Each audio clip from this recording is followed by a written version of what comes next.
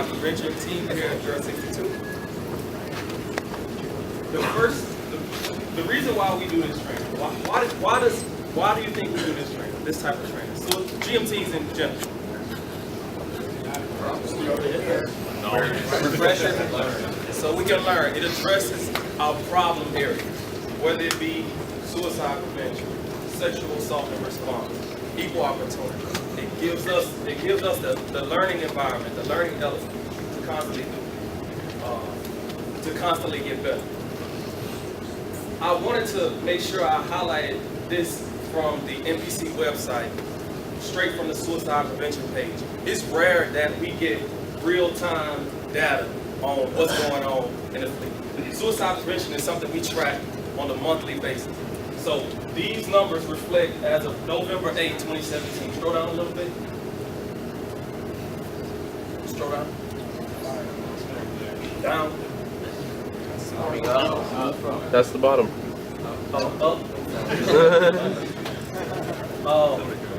So in the reserve component, we've had 7 suicides this year, 1 last month, and that doesn't count. I was talking to Region Mid-Atlantic Southeast CMC the other day, and he told me that they had 3 attempts last, and I don't know whether they were successful or not, but they did have 3 attempts just in this region alone last month. So we want to, the Navy sees this problem. We have this training to address the type of problem, the suicide issue that we have. On to the slideshow. Slideshow. What's that? Slideshow. Oh, sorry. PowerPoint.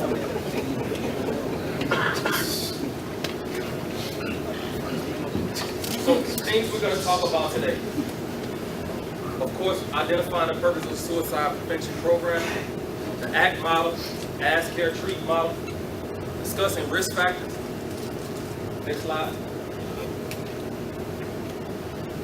Defining warning signs, discussing protective factors, how we protect those we love from suicide, and also one of the newest programs the Navy has implemented in the suicide prevention realm, which is the SAIL program, Sailor Assistance Intercept for Life. Personally, most of us have been affected at some point by suicide. I'll go ahead and share some of the experiences I've had. 2008, we were underway, constantly underway. I think we spent about 3.5 months underway. Guy was having problems with his family, having financial issues, and he wanted to get back. CO was like, no, we're not flying him out. We really didn't have the resources to get him back at that time. We had no helos on board, we were just underway. So he took matters into his own hands, ran, jumped off the back of the flight deck, swam away when we were doing man overboard, trying to, what he felt like at that time was resolve his issue. Well, another time, 2010 deployment, had a shipmate going through some marital issues, trying to get back. He drank some hazmat, suicide attempt. So those issues are out there. We never know what's going on with our shipmates, so it's imperative that we ask those questions. Next slide. All sailors and members of the Navy community should be able to recognize risk factors, warning signs that indicate potential suicide crisis. That's why we do this type of training. That's what's in it for us. Next slide. The purpose, once again, helps us all protect each other, helps us all identify signs, behaviors that potentially can lead to, actually, it also helps us identify our own signs and behaviors as well as signs and behaviors of others. Next slide. Anyone can be at risk, E1 through O10, O9. Normally, it's not really one particular issue that causes someone to contemplate suicide is multiple factors.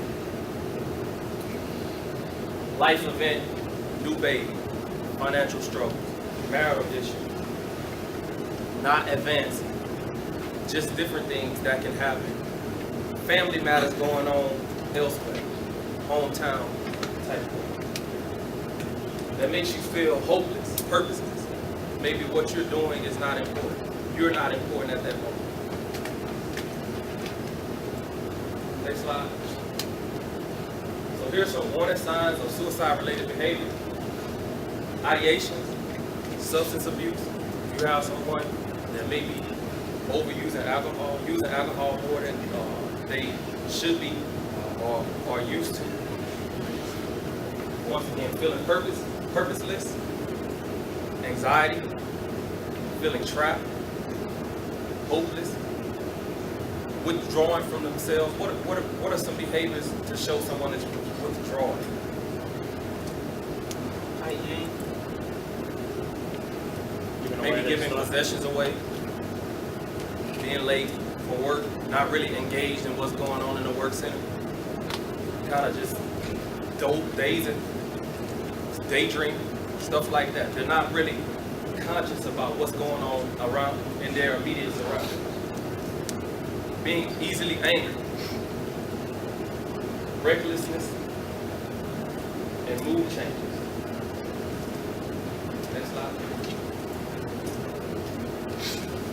So what we have here is the ask, care, treat model.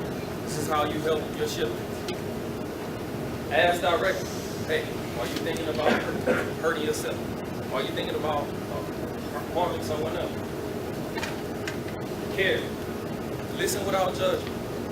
It's not any of our responsibilities to judge anyone. We don't know what they may be going through. We would like to help them with whatever they're going through, but we don't know. So listen without judgment. Show that you care. Also treat. Get that sailor immediate assistance. As a member of the suicide prevention team, it doesn't mean that I have to show up anytime that suicidal ideation takes place. It just means that we're a part of that team to help track that individual to get on the right path, to becoming a healthy sailor.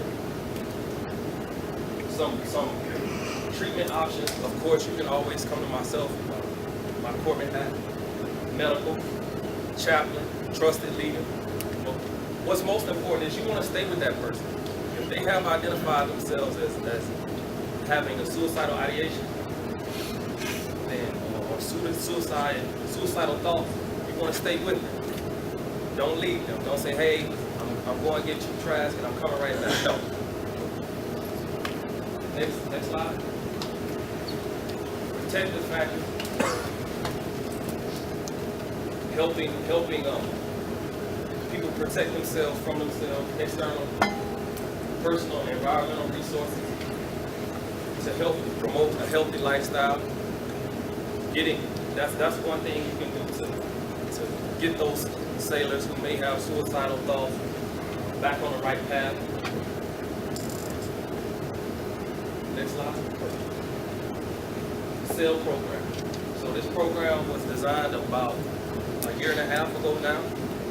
It utilizes Fleetwood family counselors, case managers to help those sailors along who have been identified with suicidal either suicidal ideation or suicidal thoughts.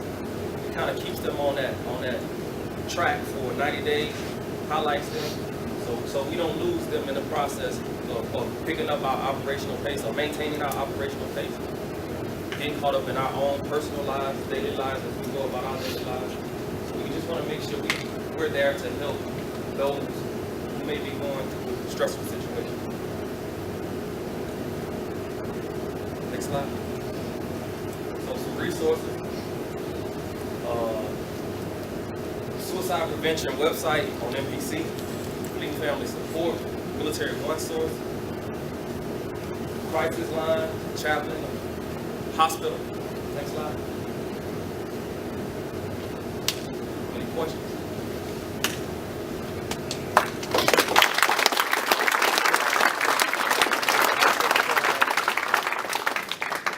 so who thinks